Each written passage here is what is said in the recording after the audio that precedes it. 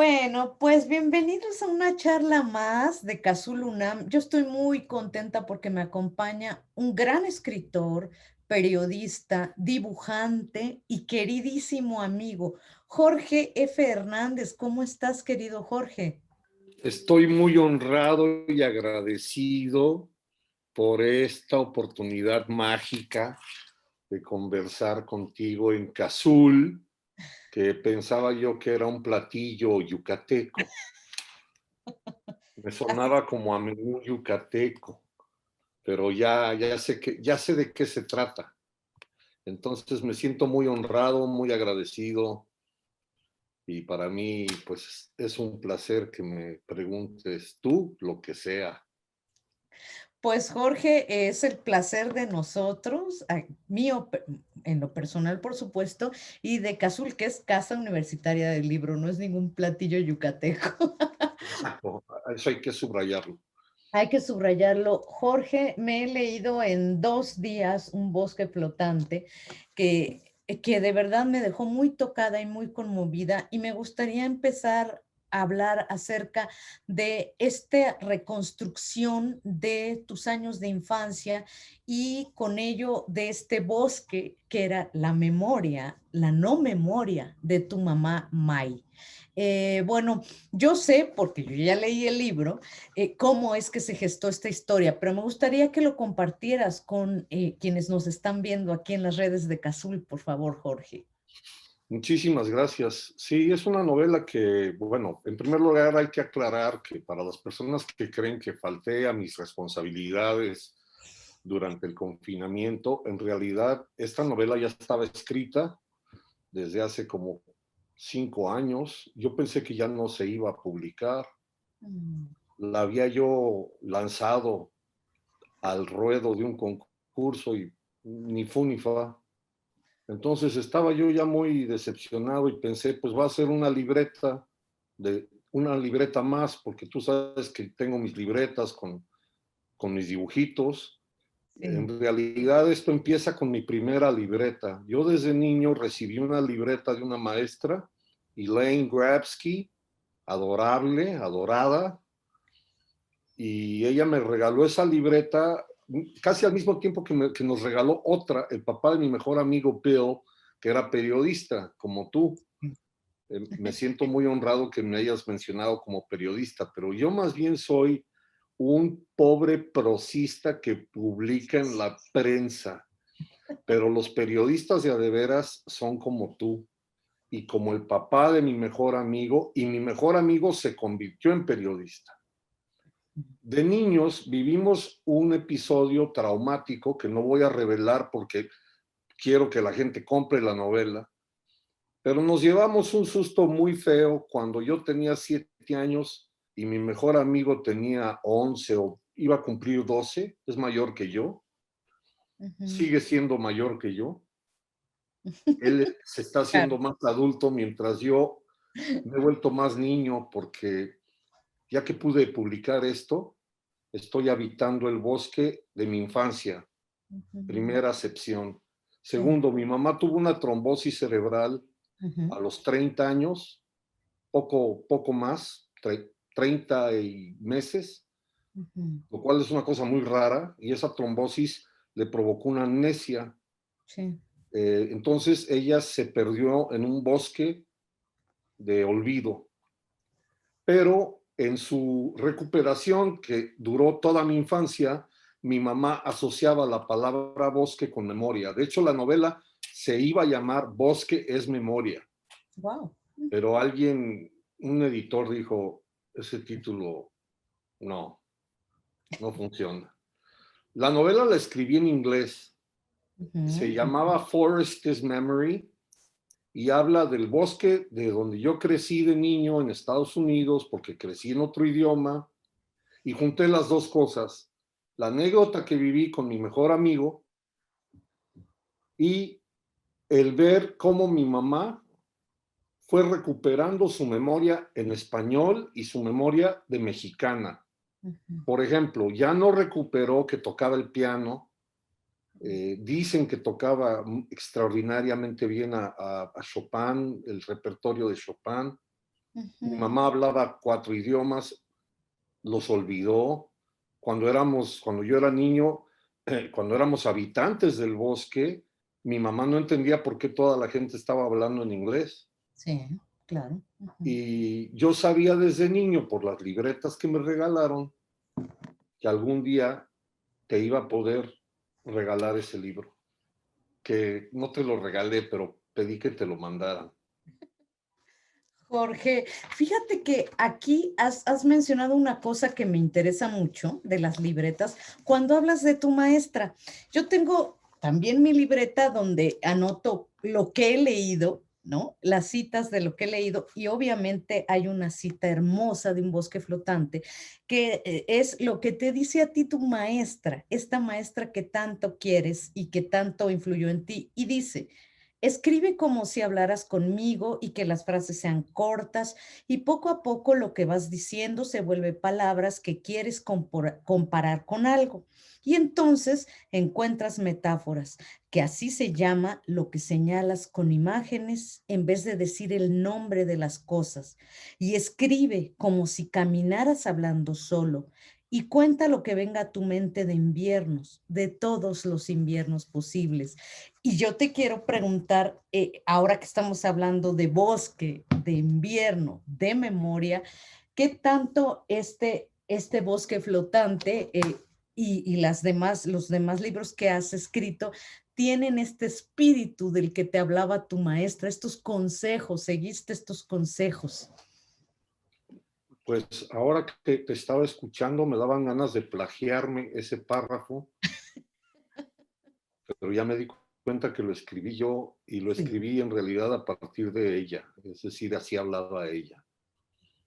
Yo creo que en todo lo que he hecho he tratado de estar a la altura del ejemplo que me dio ella como maestra y del ejemplo que me dio mi mamá como una niña que procuró ir eh, agarrándose de alcayatas, que son las palabras para poder vivir.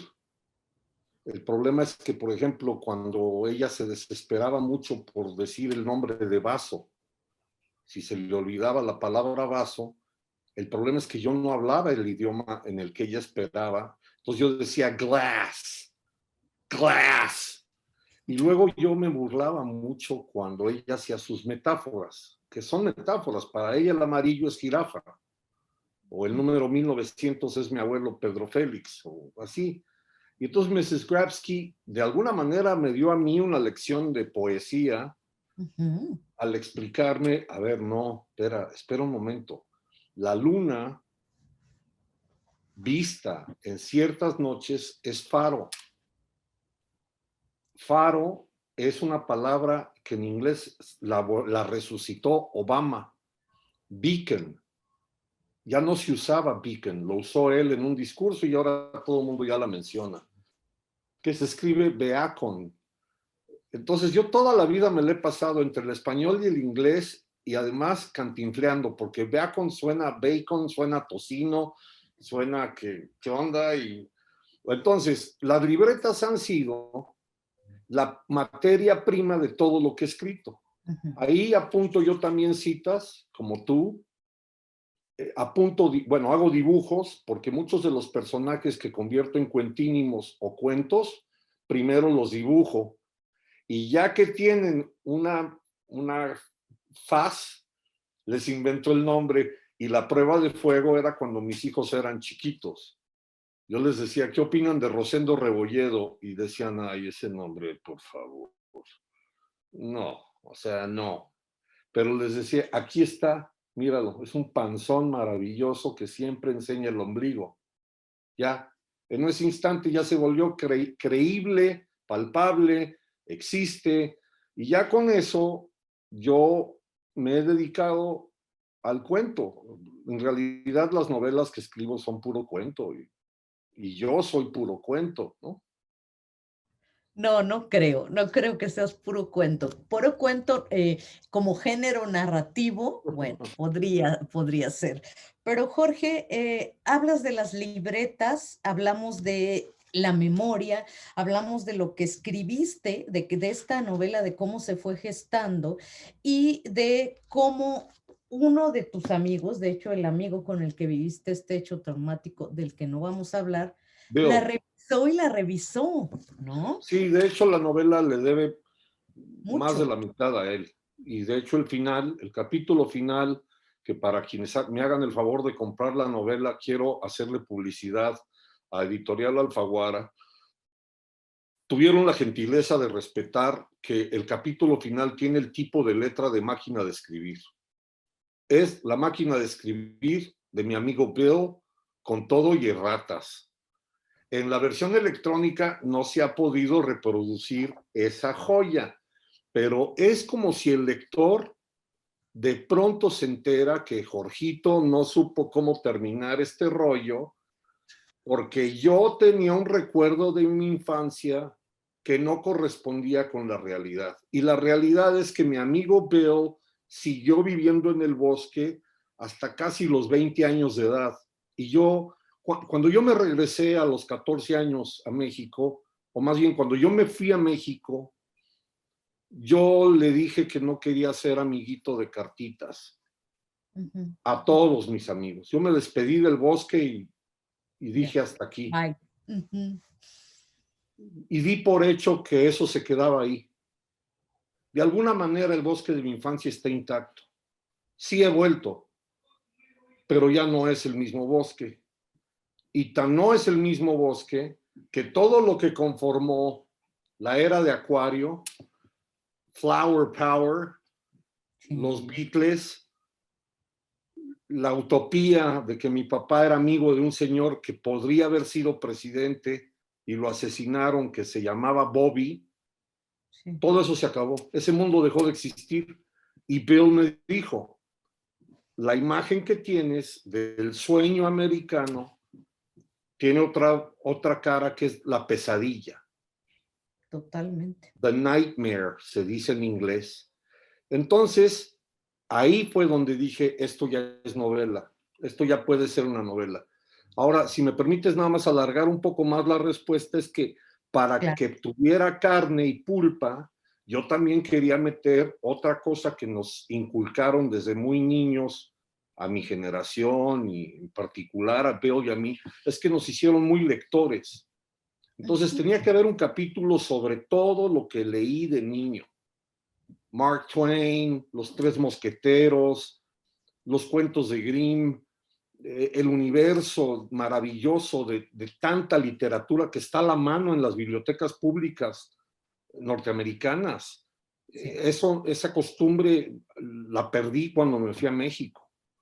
Debemos volvernos más visitantes de bibliotecas y ahora que son virtuales hay que meternos, nos dejan meternos, pues hay que meternos hasta la cocina porque nos lo permiten. Y la otra cosa era el soundtrack, la música. Claro. Ujú. Yo le tuve que dedicar un capítulo que, por cierto, se inventaron una playlist y está en Spotify, por si te late leer el capítulo que se llama Escucha, Sí. pones la playlist y ahí están las rolas. Está maravilloso ese capítulo, Jorge, maravilloso, porque sí, se van reconociendo, aunque no, de algunas canciones no se menciona el título como tal, pero personajes de esas canciones. Tiene mucho de los Beatles, de los Rolling Sí, Stones, justo de esa época en la que sí. sucede esta novela. Volvamos a Mantua, Jorge. ¿Mantua o Mantua? ¿Cómo se dice? Pues es que los que Los iban a visitarnos, que eran mis tíos, mis abuelos, mis Guanajuato. primos, Ujú. digamos, la familia mexicana siempre decía Mantua, Mantua, como siempre. si llevara acento. Claro. Y, y en la infancia había ciertos habitantes del bosque que se creían italianos y decían Mantua, y como si fuera Italia. Y son las dos cosas. Esa es una de las ventajas del inglés que aprendí yo a contrapelo de los británicos. Es Ujú. como quieras pronunciarlo. A mi mamá los gringos le siguen diciendo May, como si fuera Sí, el mes de mayo, pero se llama Mai, tiene 92 años y se llamó así porque un error de costura Sí. hizo que pareciera Y la L de Lourdes, pero mi madre se llama María de Lourdes. El bosque está ahí, todavía están enterradas unas loncheras, una de James Bond, una creo que de Winnie the Pooh, donde guardamos recados para la posteridad. Y yo sé dónde está enterrado ese tesoro y algún día voy a ir. He vuelto y he llevado a mis hijos, pero no he desenterrado todavía esos tesoritos. Habría que desenterrarlos, aunque de alguna manera los tesoros de esa infancia y de esa búsqueda de la memoria o de la reconstrucción del lenguaje de Mai o de May están en esta novela, ¿no? Yo creo que todos esos tesoros están aquí, Jorge, en esta Pues, narración. sí, pues muchísimas gracias. Es una bendición que además se la pudieron leer en voz alta, mi hermana, Ah, eh, y que además ya llegó un ejemplar a sus manos y ya se tomó una foto tan orgullosa como con la vacuna del COVID. Fue la foto de mi madre con esa portada que parecería que es una foto de mi pandilla. sí, En realidad no es. Hay que aclarar que el niño que está en primer plano no soy yo, aunque parece que es el narrador, y sí, no son mis cuates los que están montados en el carrito. El carrito es el carrito de los de helados, los helados. que para mí era la utopía hecha realidad, y menciono ahí como el día más feliz de mi vida, un día que me empaché. Y bueno, así me fue con el azúcar en la vida. Pero todo ha sido muy afortunado. Es una recuperación y al mismo tiempo catarsis. Y también hacía falta poner en orden mi deuda con el inglés. No pienso escribir más en inglés. Mm. Tengo unos cuentos que si pega la novela en inglés, pues a lo mejor los publico. Pero ya me queda muy claro que yo escribo en español. Me volví mexicano, lo soy, y ya llevo 3 en español, y pues yo creo que las que vienen seguirán siendo en español. Además, eres mexicano que vivió gran parte de su infancia en Estados Unidos y que desde hace unos años vive en Madrid. Y entonces me gustaría que me hablaras de cómo ha sido toda esta mezcla de culturas y de ambientes en tu vida, Jorge, y de literaturas, porque finalmente Sí, son literaturas. pues es como la semilla de la esquizofrenia, porque en realidad cuando yo nací, mis padres vivían en Alemania. Además, ¿sí? Mi papá se proponía que toda su vida fueran becas. Mi padre fue economista y su proyecto de vida era viajar con becas y así conocer el mundo. Mm. Mi papá estudió en Brasil, estudió en Stanford, en la Universidad de Stanford, en la Universidad de Michigan, y luego se fue a hacer un doctorado a Colonia, en Alemania, y ya fue cuando llegó tu charro negro y echó a perder el proyecto, porque ya con hijos no puedes andar así tan de saltimbanqui, y menos en la condición en la que estaba mi mamá. Estados Unidos fue un bosque bastante estacionario hasta los 14 años. En el interín hubo un año completito en que mi papá se fue a hacer una maestría a Brasil y me dejó de encargado de mi mamá con corbatas postizas, ejerciendo un papel que no me correspondía porque yo tenía 8 años Si eras un niño. Ujú. y un niño. Y luego ya México ya fue otra cosa. En México ya fue para mí llegar, digamos, a la cuna, a la querencia, por mi familia, por Guanajuato, por Ibargüengoitia, que fue amigo de mi padre y de mis tíos. Y entonces lo de España también tenía que ver con mi infancia porque cuando yo era niño, las personas que hablaban español del cuerpo diplomático, con las que más se juntaba mi padre, eran de la Embajada de España. Y como era un bohemio y era un desmadre, tenía un amigo que tocaba la guitarra flamenca, tenía un espectáculo flamenco, de hecho. Más de una vez mi papá me llevó al antro donde bailaban ahí el tablao, que no era apto para niños, digamos. Y yo traía a España en el corazón, como el verso de Neruda. Y yo vine acá a hacer el doctorado. Primero en Madrid vine de historiador hace 37 años. Y luego, sí, desde hace 6 años me vine con el periódico, con el periódico El País. Y desde hace 2 años, pues me hicieron el alto honor de darme trabajo en la embajada. Lo cual, en realidad, pues es volver a mi infancia porque mi papá trabajó en la embajada. Mi papá también siempre soñó con ser agregado cultural, aunque en realidad él se dedicaba a la economía, Sí. pero por la farándula, pues él se juntaba con escritores y en la novela le hago un homenaje a un escritor en particular. Hay que mandarle un beso a Silvia Lemos, que está muy orgullosa de que lo menciono a ese escritor, que es Carlos Fuentes.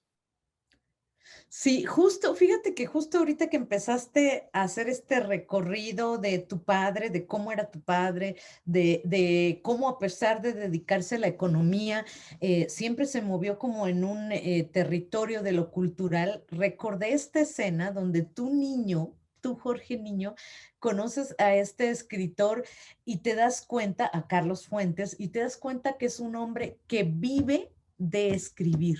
Creo que ese descubrimiento, además de ver la figura de Fuentes, ¿no? Alguien que puede vivir de escribir.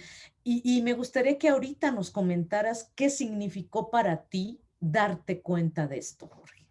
Uy, para mí fue una epifanía porque lo confirmé con Mrs. Grabsky, que me dijo sí. Y además me explicó que los historiadores lo que hacen es lo que estábamos haciendo con mi mamá: jugar a la memoria, ayudarle a recordar, darle pistas. Mi papá me llevó con Fuentes porque quería demostrarme que se puede hablar inglés sin acento mexicano, que mi papá hablaba como Speedy González. Pero también me quería demostrar que yo podía llegar a hablar español sin pochar, porque a mi papá no le gustaba que yo era muy, muy pocho, yo hablaba muy, muy gringo.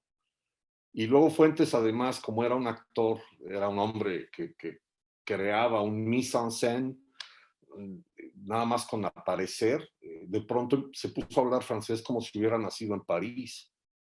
Esto fue en la Biblioteca del Congreso, que es la biblioteca más grande del mundo, y lo peor es que yo interpreté que era su biblioteca. Ah, Entonces sí, yo llegué a mi primaria muy orgulloso a sí. presumirle a los pinches gringos que la biblioteca más grande del mundo era de un mexicano, y mi maestra, esa otra maestra, dijo, No. creo que no, creo que es la Biblioteca del Congreso y la fundó Thomas Jefferson. Para mí lo que significó fue que haciendo dibujos, leyendo y escribiendo, yo sabía que yo iba a dedicarme a eso toda la vida. Qué maravilla, y con semejante personaje, ¿cómo lo describes? Lo guapo y la Cuello de tortuga, presencia. un suéter, parecía actor. Exacto. Bueno, y ahorita que haces mención de esto, de cómo hablaba inglés, español, francés perfectamente, me gustaría volver a esta parte de la lengua. Lo mencionaste al principio. Mai o May, tu madre, empezó a recordar y a volverse a programar, digamos, a recordar, a volver la memoria en español. Y tú eras un niño que estaba en la escuela y que crecía y que hablaba y que todos sus amiguitos hablaban en inglés.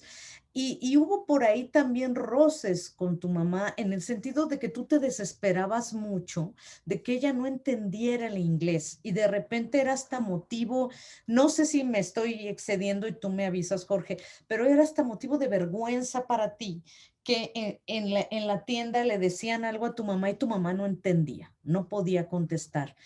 Cuéntanos acerca de esta parte que la narras muy, muy hermoso en un bosque flotante. No, pues nunca te puedes exceder por el afecto que te tengo, que es de absoluta confianza. Además, sé cómo trabajas y eso honra tu periodismo.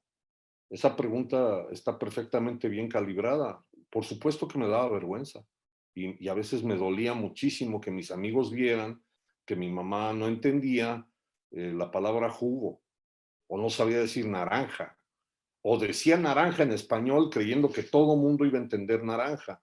Hay una parte que también tiene que ver con la travesura, que es que yo abusaba de la situación. Yo hice muchas cosas por mi cuenta, en Halloween, en fiestas de mis amigos, con tareas, que una vez que las cometía, las fechorías, me decían, ¿y esto quién te dio permiso? Yo decía, mi mamá. Yo le pregunté a mi mamá, yo le pedí a mi mamá. Luego, además, Mrs. Grabsky me hizo ver que era un abuso el que yo cobraba 25 centavos de dólar y llegué a cobrar más dinero por el numerito que hacía yo con las canicas y con los cerillos y con los números, porque mi mamá de pronto se volvió como Rain Man, el personaje que interpretó Dustin Hoffman, y es buenísima hasta el día de hoy con los números. Sabe dividir, multiplicar, sumar y restar como una máquina, y entrando a cualquier lado o viendo a un tiradero de canicas, decía, son 72 canicas. Y luego las contabas y eran 72 canicas, efectivamente. O se sabía teléfonos de mis amigos, aunque no se supiera sus nombres, pero sabía el número telefónico. Registró su regreso de la amnesia, registró un despertar matemático. Que ahí hay una anécdota también que tiene que ver con el agua del azar. Pero la novela desde el principio juega con eso. Rosa Beltrán, mi adorada y admirada escritora, me hizo notar que a ella le gusta que la primera frase sea que yo me sé el bosque de memoria. Pero si eso lo digo en inglés es que lo conozco de corazón. Entonces, desde niño hay dos sentidos para cada palabra. Siempre. Y hay frases que solamente las pueden decir las abuelas en español guanajuatense, y Sí. hay otras que solamente las puede decir Jerry Seinfeld o The Rolling Stones en inglés.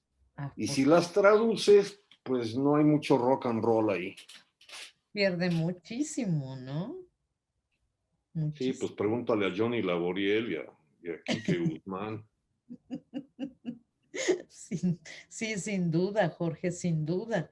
En esta reescritura de La mente de May en español, también hay episodios muy entrañables de cuando vienen de visita los familiares de Guanajuato, ¿no? Los familiares de May.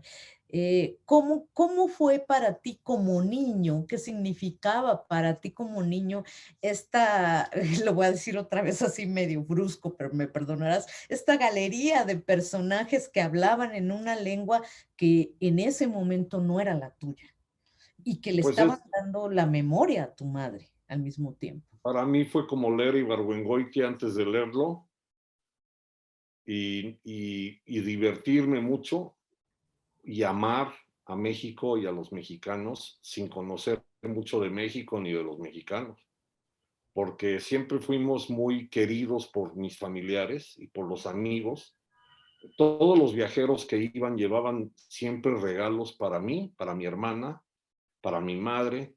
Había, por supuesto, el gran pretexto de la fayuca, es decir, quienes van a Estados Unidos en los 60s iban por muchas cosas que no se vendían fuera de Estados Unidos, que las generaciones jóvenes quizá no lo entienden, pero antiguamente si tú querías unos tenis Converse, tenías que ir a Estados Unidos y comprarlos allá. Y lo mismo los chicles. Teníamos las motitas en México, que era un milagro de sabor, pero no eran los chicles gringos, ¿no? Spearmint o Juicy Fruit. Luego el universo del azúcar, del encerde de cereales, el encerde de tantas cosas que hicieron obesa a la generación psicodélica. Sí. Todos los que nacimos en esa época somos muy pegados a la televisión. Yo soy súper enfermo de la tele. Somos muy lectores, pero también somos muy propensos a la diabetes por todo el azúcar que nos metieron como para soportar la guerra de Vietnam. Esa es la otra cara que tenía esto.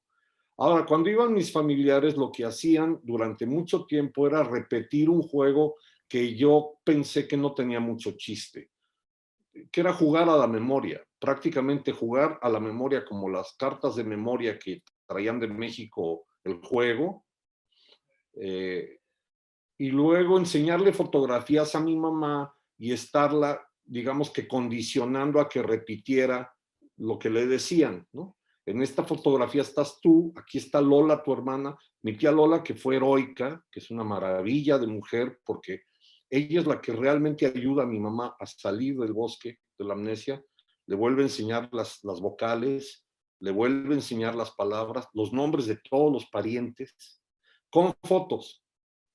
Y hay un momento que es el equivalente a un milagro, que yo veo que mi mamá dijo, tal como ya estaba condicionada, sí, en esa foto está Lola, Rafael, mi papá, mi mamá, atrás está el coche que comprar, pero esa foto la tomó Everardo. Y cuando yo vi eso dije, wow, y me eché a correr por el bosque a casa de Mrs. Grabsky, porque yo sabía que era algo muy importante. Y entonces ella me dijo, eso es recordar. Ya está recordando, porque está viendo lo que no está en la foto. Ella ya se acordó quién tomó la foto. Ahora, eso no existía impreso, eso no está en el negativo. Y a partir de ahí, yo sabía también que se acercaba el fin de mi infancia, el brinco a lo que llaman allá Junior High School, Sí. significaba despedirme del bosque. Porque en la medida en que mi mamá floreció, mi mamá ya no tenía ningún sentido que estuviera en Estados Unidos. Mi mamá lo que quería era regresar concretamente a México, a la Ciudad de México, y todavía vivir los últimos años de mis abuelos maternos con ellos. Por supuesto, por supuesto. Entonces, la novela también significa un broche a una época que inevitablemente le pasa a todo el mundo, que es cuando de pronto se te acaba la primaria. El fin de la infancia, bien lo dijiste perfectamente. Y yo quiero antes de que salgamos de tu infancia, porque también quiero hablar de esta parte, cuando llega tu amigo Phil a vivir a la Ciudad de México, cuando tiene hijos acá, también quiero hablar de esa parte, pero antes de dejar este territorio maravilloso, este bosque de la infancia, te quiero preguntar, Jorge, lo que parece una obviedad, pero que es totalmente lejano y ajeno para la mayoría de nosotros. ¿Cómo es crecer en un bosque? ¿Cómo es ser un niño que va en bicicleta a todos lados, que camina a la escuela? ¿Cómo te marca eso en la piel, en el cuerpo? Bueno, en esa época todavía, esto fue hace medio siglo, eh, eso se empezó a colonizar, digamos, en los años 50. Nosotros llegamos a principios de los 60.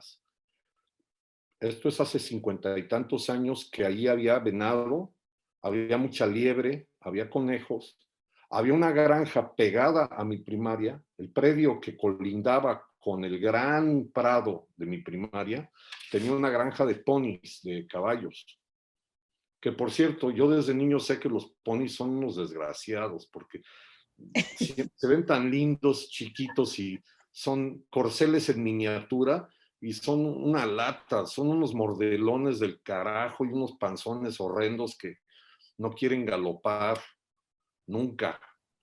Le vas a Eh, romper el corazón, sobre todo a las niñas que nos estén viendo. pues sí, pobrecillas, pero que entiendan de una vez que yo conviví con ponis y los ponis no eran lo que yo soñaba.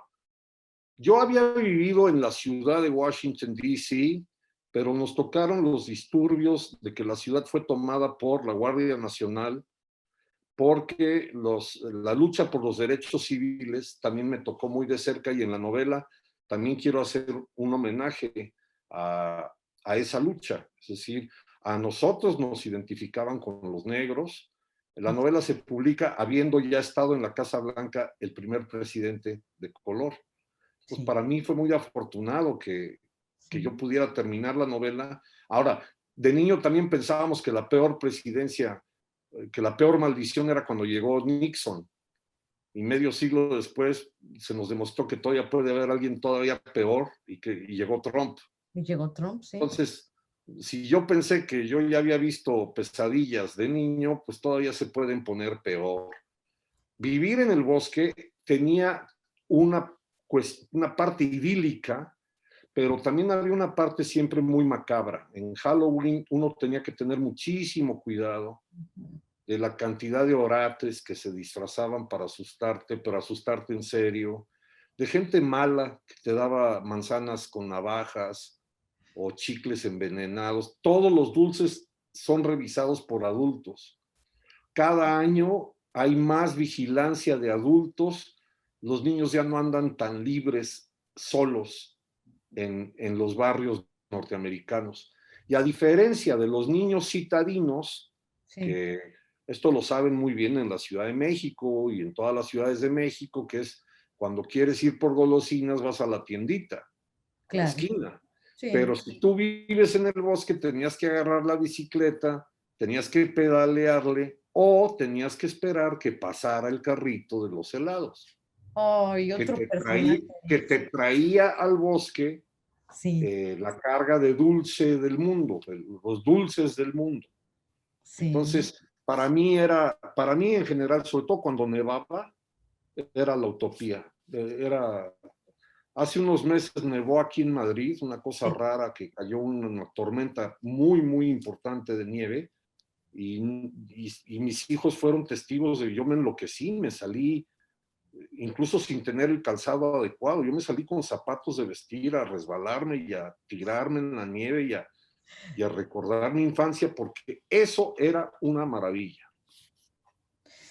Pero qué bien esto que acabas de decir, me resuena.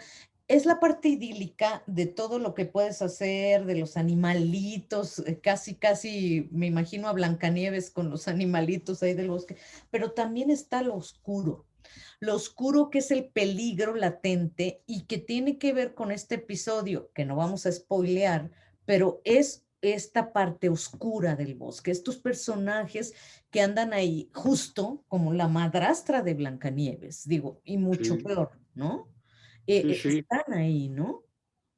Y además lo teníamos muy tatuado en el inconsciente porque si te das cuenta, todos los cuentos que nos leía Mrs. Grabsky o lo que tomábamos en la biblioteca de la primaria, Hansel y Gretel tiene una parte de que si no dejan el caminito de migajas, se van a perder. Caperucita Roja, que tiene un serio problema de miopía, yo creo, porque está muy complicado que no reconozca al lobo por muy disfrazado que esté. De abuelita. No hay que olvidar esa hermosa frase que creo que no está en la traducción al inglés que dice, abuelita, qué bonitos ojos tienes. Y entonces ahí se oyó, porque soy tapatío. Eh, Genial. yo sabía o sabíamos los niños del bosque que había que andar a las vivas. Eh, por supuesto que la sociedad norteamericana no llegaba a los niveles de podredumbre posteriores a los que ha llegado, pero sí había ya episodios muy, muy, muy desconcertantes de psicosis social, de locura social. Nada más por comparar, en esa época se viajaba como si llegaras a la estación de autobuses en avión. No había detectores de metales en los aeropuertos. Yo viajé muchísimo en tren también de niño y es tan sencillo como llegar al andén y si llegas un minuto antes de que arranque eso, te subes sin que nadie te revise la maleta. Entonces había esa combinación agridulce de que el bosque era, por un lado, Blancanieves y jugar al tecito y a la comidita cuando no estabas de ánimo de jugar con los grandes, Sí. pero también ver cómo los grandes de pronto les dio por fumar. O peor aún, cuando de la primaria nos piden que nos pongamos nuestros mejores galas, Ay, de sí, preferencia corbata postiza, porque sí. empezaron a llegar los hermanos mayores de mis amigos en bolsas de plástico desde Vietnam. O sea, yo asistí a varios entierros en el cementerio de Arlington, que es el Ujú. cementerio militar, y narro en la novela lo impresionante que es ver cómo le dan la bandera doblada en forma de triángulo a la mamá a la mamá de mis amigos, que acababan de perder a un hijo que era mayor que mis amigos. Entonces, sí, había siempre esa combinación entre idílica Sí. y fatídica. Sí, sí, es la palabra, ¿no? Es este bosque claro y oscuro, es este bosque verde, clarito, hermoso y negro al mismo tiempo. Y yo te decía al principio, Jorge, que quería hablar también de esta parte en que te reencuentras después de años y años a tu amigo Phil y de cómo la amistad se va transformando en muchas cosas, pero esta parte en que Phil es adulto y llega y tiene hijos en México incluso, ¿no? Y Sí. cómo sentiste tú, digamos, este cambio de la amistad de dos niños, de No, dos bueno, lo adolescentes? más importante, que es que cuando me llama por teléfono, que su mujer acababa de romper aguas, indebidamente habían volado en el avión en la madrugada, Sí. y el vuelo adelantó el parto del bebé que traían. Y ese niño fue 7 mesino. Ujú. El alucine es que él me llamó en español y sin Wow. embargo yo reconocí la voz. Entonces, resulta que pasados 25 años, Sí. eh, mi mejor amigo de la infancia, que no entendía nada de español, resulta que ahora habla español y acaba de llegar a México porque lo mandaron a trabajar a la Ciudad de México. Y todo fue de veras, para una película, para una escena cinematográfica, porque entre que llegamos al hospital, a ella la metieron a la sala de parto, yo me quedé con los 2 niños que ya tenían, Ujú. 2 gringuitos, que también hablaban español, pero que yo no conocía y ellos no sabían quién era yo. Qué Todo cosa. esto a las 6 de la mañana, en un hospital en la Ciudad de México, era alucinante. Y lo peor que es que yo estaba contando las horas para que naciera el bebé, para podérmelo llevar a una cantina como Dios manda. En esa época yo era muy bebedor, y ya con varios tequilas encima, no solo felicitarlo por su paternidad, sino decirle, oye, güey, a ti y a mí nos une una cosa que pasó de niños, Ujú, y fíjate que escribí una novela. ujú. Y me dijo, pues déjame leerla, pero, pero ¿por qué te preocupa tanto? Y entonces cuando se da cuenta que yo no estoy muy bien enterado Exacto. del pasado. Esa es la maravilla, que en la novela puedo honrar que él me ayudó a reconstruir mi pasado. Y respondiendo a tu pregunta, aunque me tardo mucho en contestarte, el Venga. alucine de haberlo reencontrado es que sigue siendo mi mejor amigo, es periodista, se dedica a escribir diario, habla español y sigue siendo el niño gringo con el que intercambio tarjetas de béisbol, y seguimos hablando del mismo equipo de fútbol americano que no gana salvo cuando se les pega la gana, y de vez en cuando volvemos al bosque. De vez en cuando vuelven al bosque. Qué maravilla, qué maravilla. Y es que esa última carta, además, ay, es que no quiero espolear, pero sí hay un detalle muy bonito que sí quiero decir que solo se lee en el bosque, ¿no? Sí, Tú y le cumplí volviste. la palabra. Él me entregó una carta, para los que no han leído la novela, él Ujú. me entregó una carta y me dijo, mira, la novela ya está muy bien hasta donde va, pero yo diría que no la deberías terminar, no deberías intentar publicarla hasta que leas esta carta. Y me la entrega. Y yo de güey que le dije, bueno, pues órale, pero, o sea, vamos a leerla. Y me dijo, no, no, no. Le dije, bueno, entonces ahorita llegando al hotel. Ah, no estábamos en México, estábamos en Argentina. Sí, Él, en él se había Argentina. mudado, y me dice, no, no, no, en el hotel tampoco. Me dijo, you have to go back to Mantua. Tienes que volver a Mantua. Y tienes que leerla en el bosque. Tú sabes exactamente dónde tienes que leerla. Wow. Y lo peor es que le cumplí. O sea, yo de adulto, ya grande, fui, alquilé un coche, me voy ahí, lo estaciono, me meto como niño, ahí por los senderos que hicimos hace 60 años, hace 50 años. Y yo llegué al lugar exacto donde dije, bueno, a ver qué me va a contar este güey. No había celulares, o sea, le pude haber hablado si tuviera celular, pero no tenía celular. Sí. Y qué bueno que eso, ese es el listón, ese es el moño. Claro, así tenía que terminar, ¿no? Así tenía que ser. Oye, este libro, Un bosque flotante, bueno, obviamente es la infancia, es la memoria de May, pero también es mucho un homenaje a tu padre. También hay otra frase, a mí me gusta mucho también, aparte de escribir en mi cuaderno de notas, Variar. subrayo. Yo no puedo estar, a ver si alcanzas a ver, te la A voy la a leer. fecha. Dice, a la fecha escribo de madrugada, quizá en espera de que todos los días vuelva mi padre. ¿Es también un homenaje a tu padre, Jorge? Sí, por La novela. supuesto.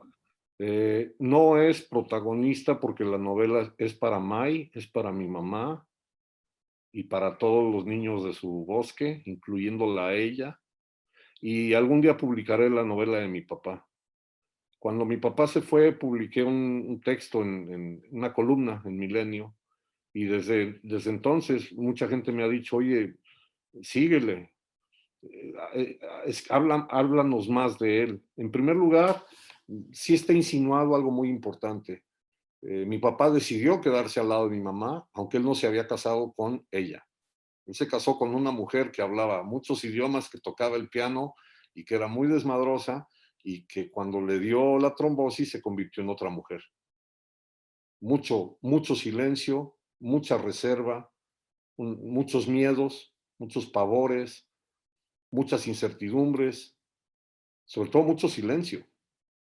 Y sin embargo, mi papá y mi mamá estuvieron juntos hasta el último día de mi padre, cosa que fue testigo de su último día mi entrañable Eliseo Alberto Lichi, que fue como un hermano mayor para mí. Estaba muy conmovido de haber convivido con mi papá, incluso haber convivido tanto y tan bien el último día que estuvo en este mundo. Y Lichi también me decía, hay que escribir sobre él porque es una maravilla, era imitador de voces, trabajó en XW, era un Sí. desmadre, andaba con José Alfredo Jiménez para arriba y para abajo, era muy bromista, muy bromista, pero luego tenía una parte muy seria, que es que era un economista que estudió posgrados y que trabajó de diplomático supuestamente siendo un funcionario serio la mitad del día. Yo trato de seguir su ejemplo. Yo trato de ser un funcionario serio la mitad del día. Y Y te lo de sales. esperarlo en las noches se debe a que Mrs. Grabsky, la libreta que me regaló, sobre Sí, todo era para apuntar palabras en inglés que sí. preguntaba a mi mamá. Y entonces él siempre llegaba entre 1 y 2 de la madrugada porque como nos habíamos mudado de Washington al bosque, Tanto. Ujú. ese trayecto era por lo menos 1 hora en coche. Y entonces cuando llegaba, yo siempre lo estaba esperando. Soy un niño, desde niño insomne, y la ceremonia era que se echaba un tentempié en la cocina y yo le decía, ¿cómo se dice ashtray? Entonces decía cenicero, cenicero. Y yo escribía cenicero con S, las dos, ¿no? Oh. O Oh. mi mamá estuvo preguntando, the ballpoint pen. Y entonces decía bolígrafo. Y me acuerdo muy bien que yo lo escribí con V y puso bolígrafo, con B de Baltimore. Y eran las conversaciones que también, digo, es entrañable acordarme de eso, pero por otro lado es que yo a esa hora tendría que haber estado dormido. Claro, eras un niño, ¿no? E Claro. imagínate lo que veía yo en la televisión con el pretexto de estar esperando a mi papá. Oh.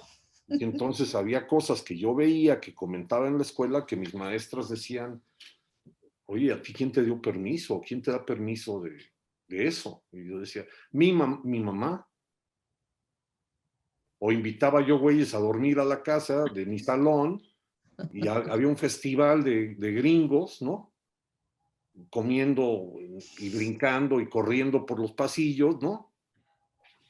Y yo inventaba que mi mamá había dado el permiso Claro. y todo se aclaraba cuando llegaba mi papá. De todos modos le debo su novela, algún día la voy a hacer. Ojalá que sí, Jorge. Y yo antes de despedirnos quiero contarles que hace unos, no, ¿qué será? 4 años quizás, me encontré con Jorge en Monterrey. Jorge fue a presentar a Salman Rushdie, tú te acordarás, Jorge. Sí, nos Y, hicimos amigos. Hasta la fecha nos sí, seguimos escribiendo por lo menos una vez cada 15 días. wow, qué privilegio y qué maravilla. Privilegio Y para los dos, no nada más bueno, bueno, te lo para los. agradezco.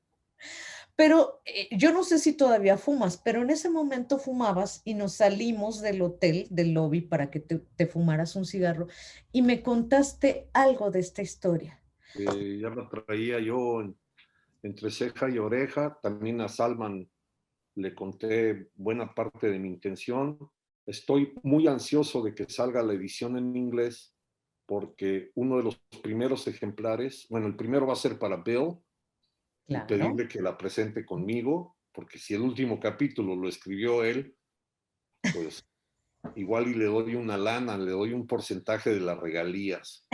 Pero el segundo ejemplar va a ser para, para el señor Salman. Rusty, porque él va a entender muy bien eso. Él es bicultural, Sí, él también es bilingüe en más de un sentido, y él entiende, creo que muy bien, los juegos de la memoria. totalmente. De eso ha escrito toda la vida, ¿no? Casi toda la vida. Sí, A mí me da mucho gusto, Jorge, que esa conversación que tuvimos ahora se convirtió en este libro.